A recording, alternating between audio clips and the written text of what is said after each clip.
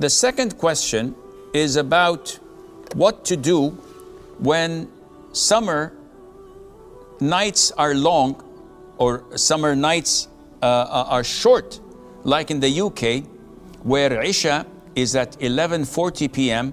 and Fajr is at 3 a.m. It is very difficult to wake up for Fajr. Is it permissible to combine prayers due to hardship? Scholars say that the general rule is we must pray at the prescribed times. Inna as-salata kanat ala al-mu'minina kitaban mawquta. Prayers were prescribed at specific times. So we have to adhere to that and pray them within the parameters of each prayer. But there is a concession from Allah Azza wa Jal that whenever there's hardship, it is permissible to combine between Dhuhr and Asr as a set, or Maghrib and Isha as a set.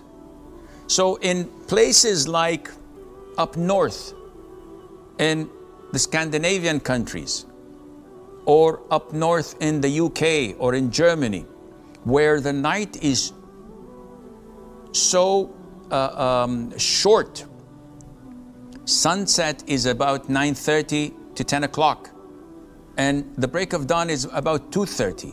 So there's barely 4 hours of night or 5 hours of night. If a person were to pray Isha on time, it would be difficult, if not impossible, to wake up for Fajr. And people have school and work to attend. This disturbance in their sleeping pattern would negatively impact their livelihood.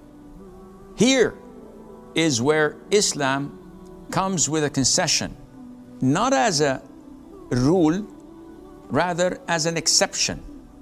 So for those who are forced and have hardship in praying Isha on time and Fajr on time, only for those with such an excuse, they may combine Isha with Maghrib. So when they pray Maghrib at 9:30, they pray immediately Isha 4 rak'ahs and they go to bed. And this is a condition, that they go to bed. But if they go back home and they sit until it is Isha time and they're watching a movie or chit-chatting and going to bed at 12 o'clock, then it is not permissible for them to combine. The condition is that they combine Isha to Maghrib so that they can retire and go to bed early so that they can wake up for Fajr, and Allah Azza wa Jal knows best.